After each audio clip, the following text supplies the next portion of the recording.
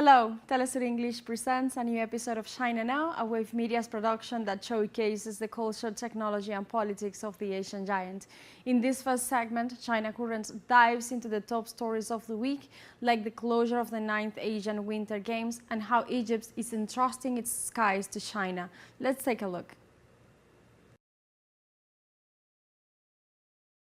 China Currents is a weekly news talk show from China to the world. We cover viral news about China every week and also give you the newest updates on China's cutting-edge technologies. Let's get started.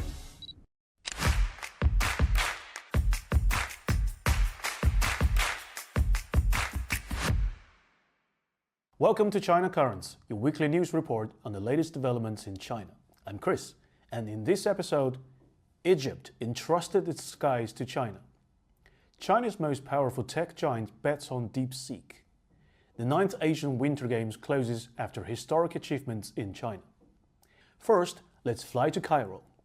According to Egypt Daily News, on February 13th, Egypt received its first batch of J-10CE fighter jets from China. In the past, the Egyptian Air Force has long been a key customer of NATO fighter jets. Of the 340 fighter jets it operates, 218 are US-made F-16s and 24 are French Rafales. Acquiring Chinese fighter jets will incur substantial additional costs, such as upgrading communication and command systems, armaments, and personal training. However, Egypt still decided to shift its military procurement strategy by choosing Chinese aircraft over traditional Western suppliers, because it sees a major flaw in these multi-billion-dollar military assets purchased from Western military-industrial complex. The flaw lies in the double standards Western countries apply when dealing with Israel and other Middle Eastern nations. According to the Defense Post, due to restrictions from the US over concerns about the country's human rights violations and regional conflicts, Egypt's F-16s still carry outdated avionics and M7P missiles, a product from the 1980s with a mere 70 kilometers firing range. It's worth noting that the Israeli Air Force also operates F-16s, but these are equipped with AIM-120 missiles, which have a range of 170 kilometers. That's 100 kilometers longer than Egypt's. This disparity means that in a hypothetical aerial battle, the Egyptians would be terminated before they even started to fight. Neutering key components in military technology will not only reduce combat effectiveness of weapons, but may even directly kill soldiers operating them. Ukrainian ace pilot Alexei Mess, known by the call sign Moonfish, who passed F-16 training, which normally takes years to complete, in just 6 months. That's how good he was. However, in August 2024, he was killed by friendly fire from the Patriot air defense system. Wall Street Journal suggests that this tragedy may have been caused by the absence of the Link 16 tactical network of the Patriot missile systems delivered to Ukraine. Link 16 is a communication system used for friend or foe identification, but because Washington believes such an advanced technology is too sensitive to give out, even to its ally. This crucial component was withheld by the US in its military assistance to Ukraine, and that reluctance cost the life of Ukraine's best pilot. Egypt operates the world's second largest fleet of F-16s after Turkey. This once made Egypt a formidable force in the Middle East. However, as the US continues to support Israel, which is a regional destabilizer, and exacerbates this power imbalance through double standards, Egypt has little choice but to turn to China. And China is willing to provide Egypt with advanced missiles that can help safeguard its nation. J-10CE is equipped with PL-15 long-range air-to-air missiles capable of engaging targets up to 300 kilometers away. And this capability allows Egypt to intercept hostile aircraft and neutralize aerial threats before they reach its airspace. The J-10CE can also carry 5.6 tons of missiles or bombs and achieve speed of up to Mach 1.8. With a combat radius of 550 kilometers, it can easily cover the 400 kilometers distance between Cairo and Tel Aviv. This means that if Israel hosts an air show, Egypt's J-10CE will only need 11 minutes to bring plenty of gifts to the party. What is even more frustrating is that these intentional performance restrictions imposed by Western countries are often accompanied by unreasonably high prices. Since the 1980s, Egypt has paid over $6 billion to purchase 218 outdated F-16s. Washington used to offer Cairo an upgraded version, the F-16V, but with a hefty price tag. For instance, the US sold 66 F-16Vs to Taiwan for $8 billion, equating to $121 million per unit. In contrast, Pakistan signed a $1.4 billion deal with China in 2009 to buy 36 J-10s at a unit price of just $39 million. Egypt's French Rafale jets are even more expensive. The total cost of the 24 Rafales in service, along with another 30 yet to be delivered, amounts to $10.2 billion. And this is not the first time the Rafales has faced competition from China's J-10s.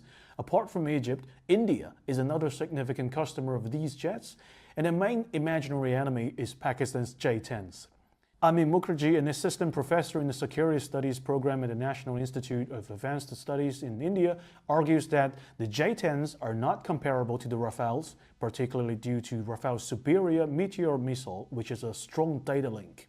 However, according to BulgarianMilitary.com, attempts to equip Egyptian Rafales with the Meteor missile, which has a range exceeding 100 kilometers, have reportedly been blocked by Western powers, influenced by Israel's concern about maintaining its military superiority in the region. While Israel may have the same concerns about China's J-10 fighters and PL-15 missiles, Beijing apparently doesn't care. As Egypt Daily News concluded, by integrating Chinese aircraft, Egypt reduces its vulnerability to future arms embargoes or restrictions and improves its defense capabilities. Next up, a big move for DeepSeek. On February 16th, Chinese tech giant Tencent announced that it's testing an integration of DeepSeek into WeChat. In a current beta test, users can access DeepSeek by clicking the AI search option in the WeChat search bar. WeChat is China's largest messaging app, and this cooperation is the biggest win-win for both companies. According to Backlinko statistics, as of January 2025, DeepSeek originally had only about 30 million users, and WeChat has 1.4 billion users worldwide.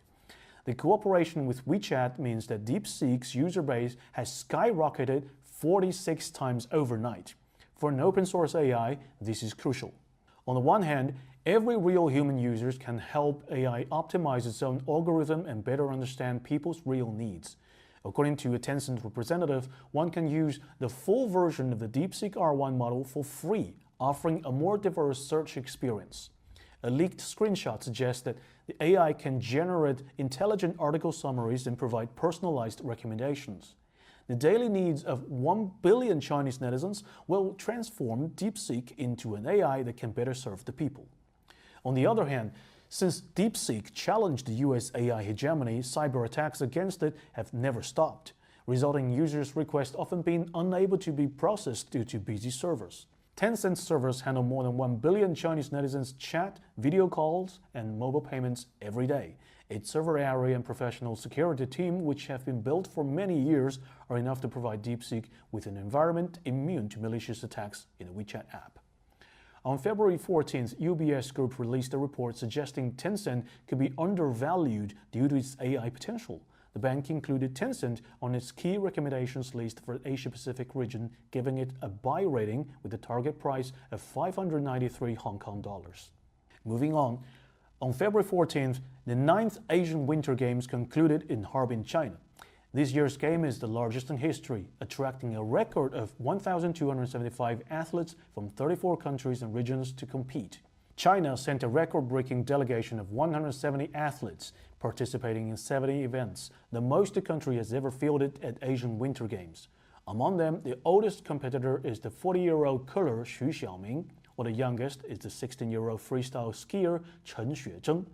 By the time the Games concluded on February 14th, Team China had racked up an impressive 85 medals, including 32 golds, securing the top spot on the medal table. China dominated speed skating, claiming 11 out of the 14 gold medals. Chinese skater Ning Zhongyan and Gao Tingyu also set new Asian records in the 1,000-meter and 100-meter events, respectively. Meanwhile, in ski mountaineering, one of the new events added for the upcoming Milan Winter Olympics, China swept all 9 medals across 3 events.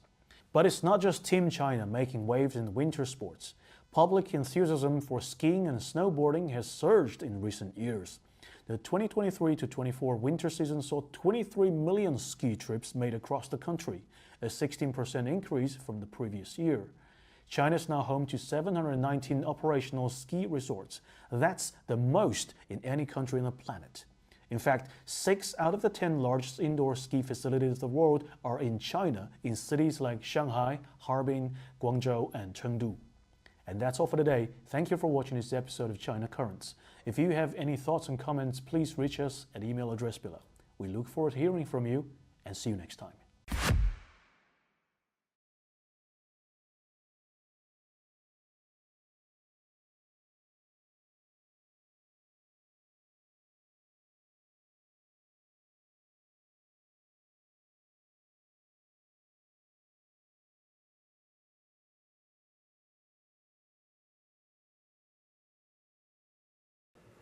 We have a short break now, but don't go away. We'll be right back.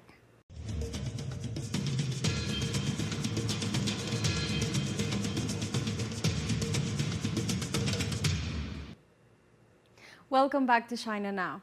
Today, Overlap welcomes Bernardo Mendia, Secretary General of the Portugal-China Chamber of Commerce and Industry, together with Sheng Yi, Professor of International Politics at Fudan University. Let's see.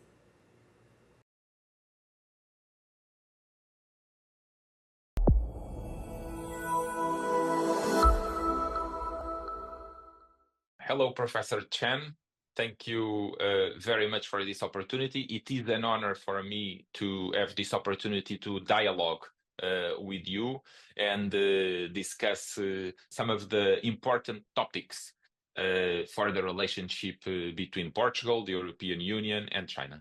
Hello, Bernard. It's my great pleasure to meet you here again online and wish we can have better understandings on these things and finding out what should be the proper directions and ways to improve our bilateral triangle relationships, which is maybe one of the most important relationships in today's world.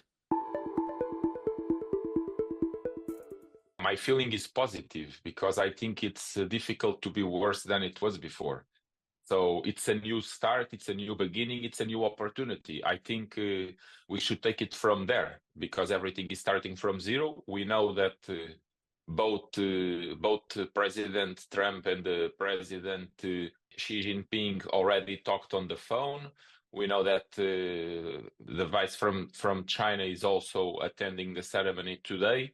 So I think it is positive. We should put our hope, but of course I would like to know what the professor has to say about this. Yes, I think that I think we can have a cautious, optimistic for the future development of our two countries. It's quite clear, and we already see some positive signals. It seems that at least rhetorically, Trump said that he wants to have a better relationship with China, and he said that he has better understanding on these things, and he believed that if China and the United States can cooperate, we can solve a lot of things. But of course, we know that one of maybe the only certainties from Trump's side is the uncertainty. These guys change his word very rapidly. And maybe the next moment he will have new ideas on these bilateral relationships or on some big issues. From China's side, I think we have the reason to keep a cautious optimistic because China's side make quite good preparations for Trump's second terms in White House. Our top leaders already make decisions to keep and ensure that he has a personal direct dialogue and communication channels with Trump so that these two guys, they can directly change their personal ideas and informations. And we know such kind of good relationship between these two top leaders will make some help to our bilateral relationships. And the second, de facto, I think that just as Bernard mentioned, actually we nearly starting from zero, which means that the Biden administrations do lots of things that will do damage to bilateral relationships. Even if he only have no more than 1 month in the White House, he released a lot of stupid policies. But on the other side, can say that we have nothing to lose. We nearly can begin our bilateral relationship in Trump's new terms. Nearly from white papers, we can try to push forward any possible positive progress, maybe as tiny as possible. And during the dialogue, I mean the call, Trump released a lot of lists from the fentanyls to maybe the governance of new technologies and how to ensure the new balance between our trade. Maybe it's not new questions, but at least he already showed that he has kind of willingness to push forward the cooperations. From China's side, you will find that one of the most important positive element to ensure the stability and the constructive development of this bilateral relationship is China already formed a quite stable guiding principles. We name it the three guiding principles to this U.S. and China relationship, including the mutual respect, peaceful coexistence, and try to ensure the joint development and the joint prosperities between our two countries and to the world. I think we have the reason to keep a very cautious but a little bit optimistic attitude to wish and to respect that in this new 4 years when Trump in the White House, we can have in certain aspect better relationships if possible. Yes, Professor, I agree with you, and thank you for bringing in the cautious factor. Of course, we should be cautious. And what makes me optimistic, it's also the fact that Trump is very pragmatic, and he knows there is a lot of common ground as well. And there are a lot of challenges, like you just mentioned now. There are also common ground within the three principles that were mentioned. There is a lot of common ground. And because Trump is so pragmatic, and because he understands that if China and the US are aligned, he will have more to win with that, including in eventually other geographies, eventually other technological areas. He knows that if he cooperates, that US and China together can do a lot, not only for themselves, but they can also do a lot for the world as a whole. And I'm talking now about pollution wars, and there's a lot of things that can be done and can be achieved together. And I'm so hopeful. Of course, I cannot predict the future, but I'm really hopeful that this pragmatic view and the independence of President Trump from other thoughts that we know that prevail a lot in the American administration, that this independence of thinking can prevail. I'm very hopeful, and of course, but I understand we need to. Of course, we need to be cautious, and we need to think about all the possible scenarios. But it's great that China, on the other end, is so stable on the view that they have of the international relations, on the three principles, and not only, because it brings a lot of stability. However, I still remain optimistic. Yeah, I agree with you that Trump's pragmatic attitude and his style like a businessman, which means focusing on the real and objective interests rather than those a little bit ideological issues, will helping us to keep optimistic to the future development. But on the other side, we have to understand we have some kind of, I can name it, structural obstacles inside the United States. Trump, his personality may be focusing on this practical attitude and focusing on the real interest and the common ground between China and the United States. But his team, including some unstable hawkish peoples, which may be focusing more on these ideological or so-called traditional or classical geopolitical attitude or views toward China,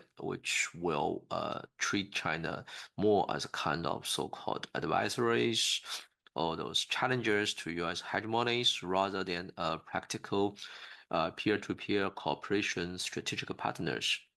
And one more thing is, I feel a little bit concerned from the obstacles or challenges that were raised from the U.S. Congress, because in his structures, the Congress and the White House, they need to check and balance with each other. And since the first term, it's more and more signals that the U.S. Congress want to have more powers or try to keep the dominant positions to deal with these Sino-US strategic relationships by taking advantages of Congress power by making laws. If they passing some laws, it will make it difficult for the US president to passing by these laws.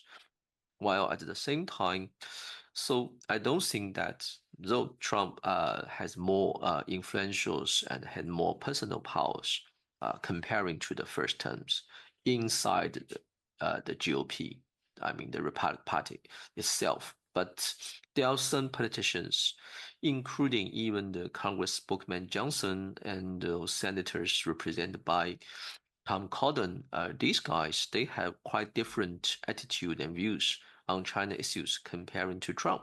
So maybe in future we will have such kind of not new but quite classical scenarios on certain issues. Trump and Chinese government, our top leaders, they can dialogue and cooperate during their summit and got some agreement. United States providing some promise that he will do something constructive, cooperative to push forward these bilateral relationships. But he cannot deliver his promise. When he go back to the United States, the U.S. Congress will stop him from deliver or transfer his promise from paper to the real practice. And that will add more, not only the uncertainties to bilateral relationships, but will do damage to this bilateral trust. That's a little bit regret that in quite a long time, it's not the first time that Sino-US relationship face such kind of challenges. Even in the 1990s, we always say that when US president go to China, they can have good dialogue, make good statement, but when United States go, when the president go back to United States, they will passing by some new laws or new policy files, which moving to the just opposite positions, the directions, which input more negative elements to these bilateral relationships. I feel, just like you mentioned, I feel also a little bit cautious, optimistic attitude on these Sino-US relationships in his second terms.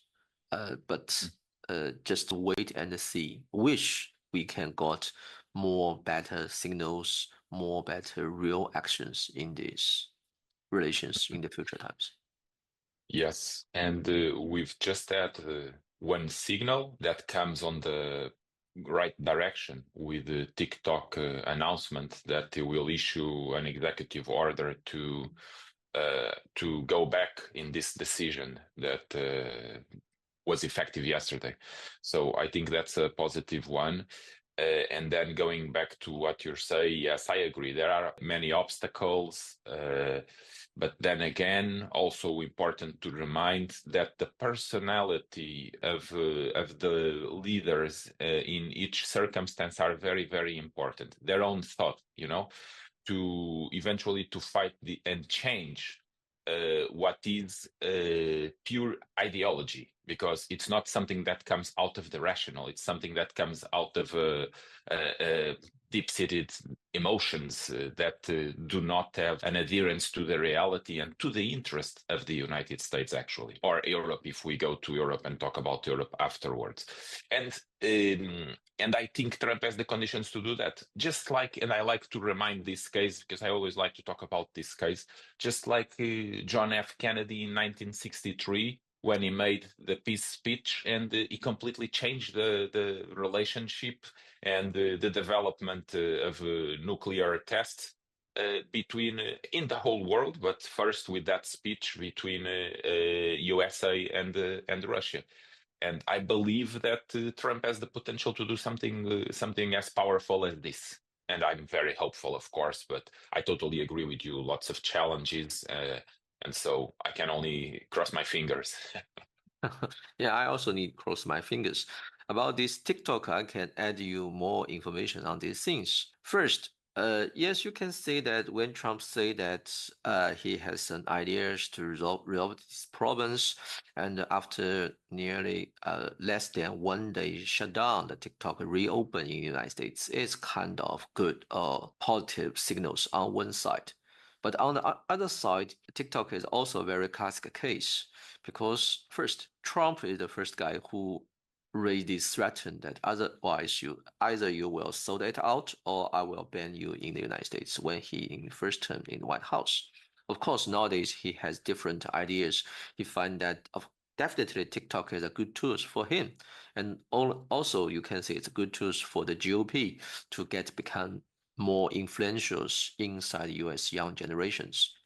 But when you're talking about more detailed, which can be delivered technical solutions for these questions, it's a lot of challenges.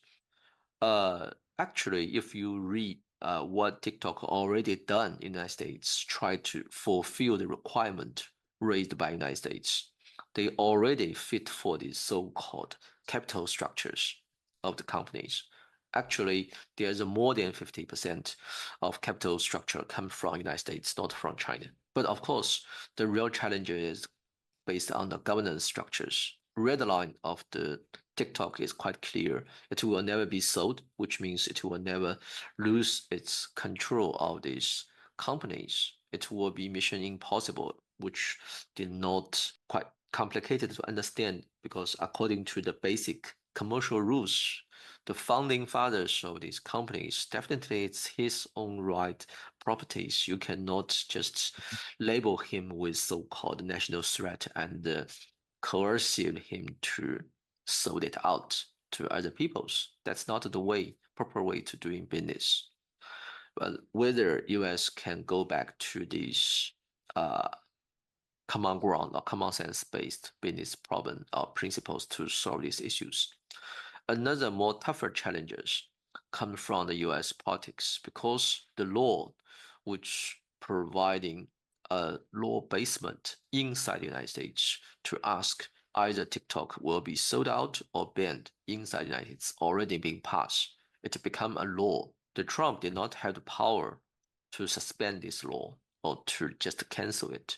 It may send some administrative files to make some balance, but it's quite complicated because the spokesman Johnson already say that he believed that their understanding Trump's decision is based on the assumption that finally TikTok will be sold to a new American buyers.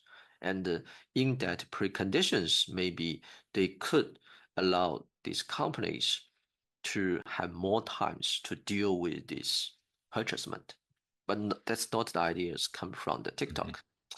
And also more maybe a worse information comes from Senator Cotton. He and his colleagues already make a joint statement in the last Sunday in the United States. It say that there's no space for so-called suspend or stop deployment deliver for this law according to the text files of this law passing by the Congress and signed by Biden and the president. So that's a very tough challenges. And also, last, of course, not the least, when Trump say that I have a new ideas, we want to save this TikTok, and we will have ventures talking about the capital structures. He did not make any per communication with TikTok. Even he did not make a very successful inside communications with his peoples inside the US Congress.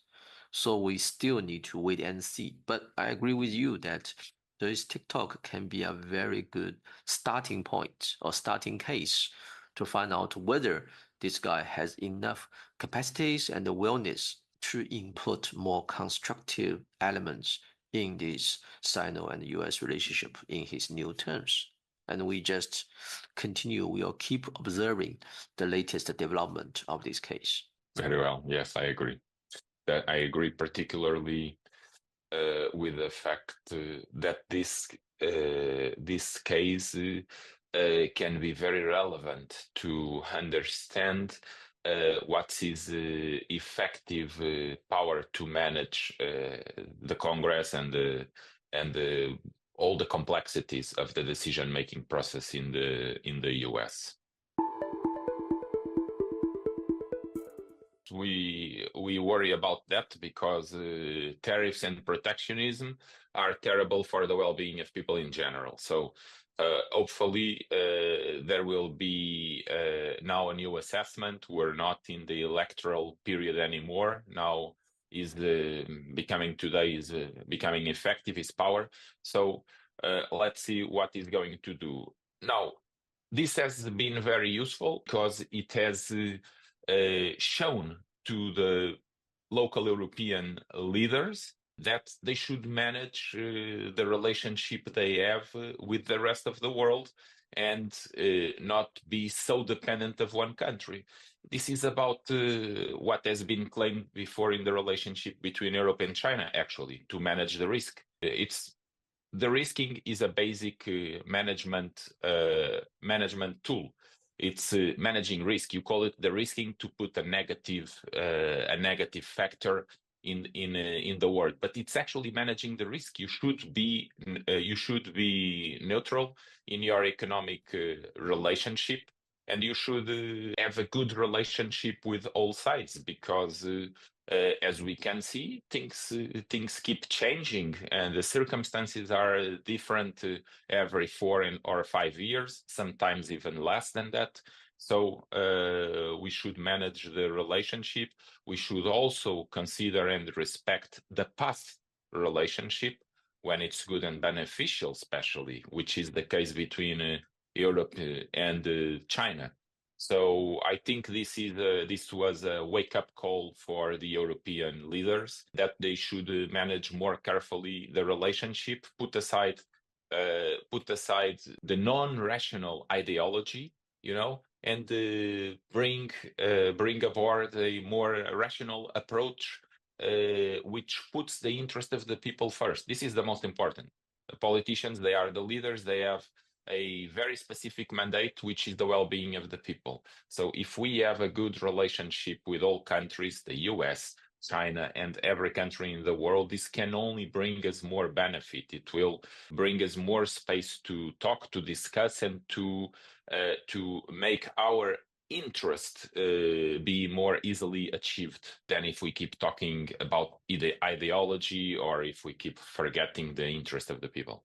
If we have more difficulty to do business with the US, of course, that the European politicians will have more room, even from the public opinion, because that's the most important for the European leaders is the public opinion.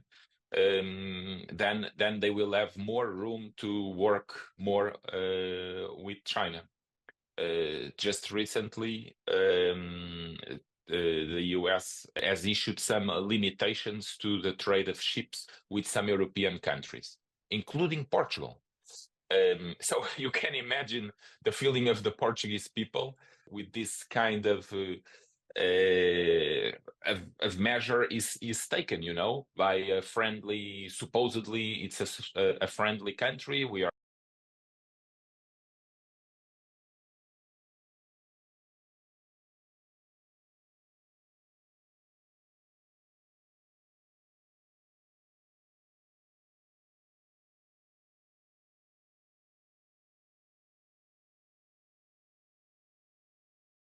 our interest is the well-being of our people. I think that it's very interesting questions to understand or to make some imaginations of possible scenarios between US, China, and the European Unions in Trump's second teams. I agree with you that these tariff things, the European Unions need to focusing on its own interest because the rising Trump's preference of the tariff and the so-called the MAGA, Make America Great Again, or put America at the first positions. De facto speaking, it's nothing more than a new terms for the quite traditional or even classic trade protectionisms in certain aspects.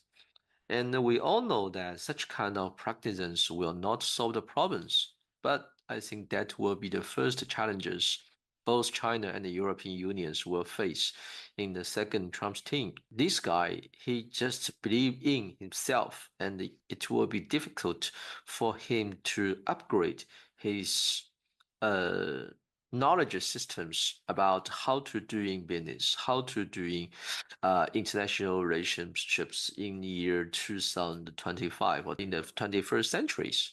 This guy, his understanding of business of this international relationship, you can find that he just lived in the world in the maybe late 18th or late 19th centuries, in which that the countries they doing business, they making their own factory and the productions in a completely different ways.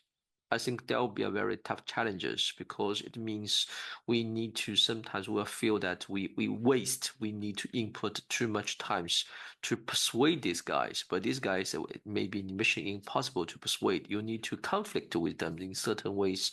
To such kind of conflict will become a wake up call for these guys to call back his pragmatic attitude on this, or to take a more practical attitude to deal with these complex problems.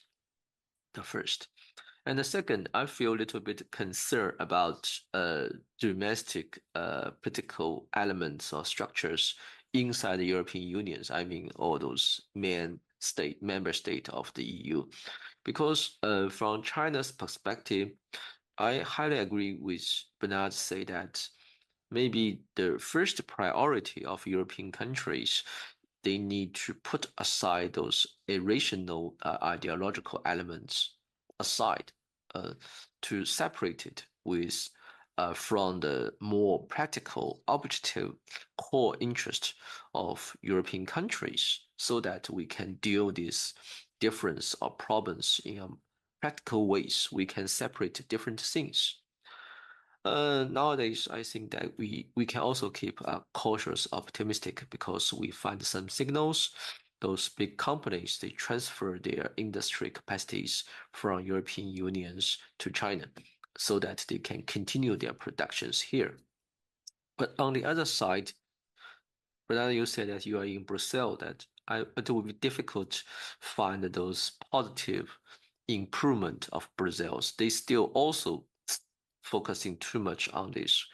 In my personal opinions, is quite irrational ideological elements dominated their understanding on these bilateral and multilateral relationships between China, European Unions, and the United States. It seemed that these guys, or at least some of these European Union's top politicians, they would will to continue their unbalanced, even unilateral driven preference toward the United States and accept every requirement raised by the United States, no matter how improper it is, how sometimes ridiculous it is. They will just accept these ideas, make some very soft blame or complain about this irrational or ridiculous requirement, and then just keep their strategy and policy unchanged. That make Chinese people feel confused, sometimes feel just deep regret because it just wastes not only times but also opportunities and the trust we used to have toward the European peoples and the countries.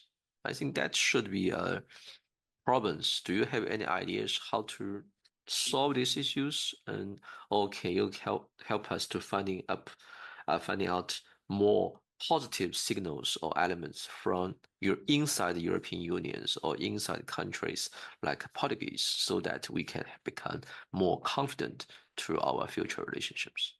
Yeah, my first advice would be to be optimistic more than an advice. Is a request. Please be patient.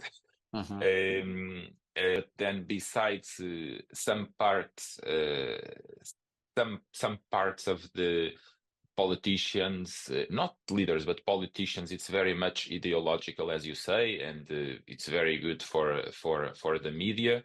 So it's easy talk, you know, to not be nice to China. Then there is also, in my opinion, of course, some blindness regarding following the allies of what they consider the allies. There is some blindness in that, because the blindness should be only put on following the interest of the European people. And as to besides a little bit of patience, I think it is very important, the diplomatic work, the work of the lobbying, namely here in Brussels, because nowadays more than 50% of all the laws that are made in my own country, Portugal, they actually come from Brussels. So we don't do anything. And they don't come from the parliament, they come from the commission, which is not even elected. So and this is the internal problem we have, and we have different views about this. In my opinion, it should not be like that. It should be made by the parliament, not the commission. But what you can do to help, besides being a little bit patient, is a lot of communication, a lot of diplomacy, and a lot of lobbying. Because I believe that if we explain rationally the position of China, and if we keep talking, keep leaving the door open to find opportunities, to bring mutual benefits, to go back and try to do the investment agreement between Europe and China again, all of this. And then again, it's also about the leadership. Nowadays, we have in Europe, the president of the council is a Portuguese, Antonio Costa. He just took over this position. He has been he was an important person in a phase of huge Chinese investment in Portugal, when Portugal went through a very difficult moment. We almost bankrupt, actually, after the financial crisis of 2008. At the time, we've had the Troika, which was the European Commission, the International Monetary Fund, and the European Bank, Central Bank. They lent us 76 billion euros in exchange of a very hard program, including privatizing several companies. These companies went to international bids, and the Chinese companies were the ones that valued most our companies that were being privatized. So, and we also had other types of help from China at the time. And so Antonio Costa has experienced all of that. So he knows the benefits of a win-win relationship. On the other end, he was also the prime minister at the time that Huawei was not banned, but it was restricted in Portugal, was very restricted, and still is. So at the time, probably eyeing this position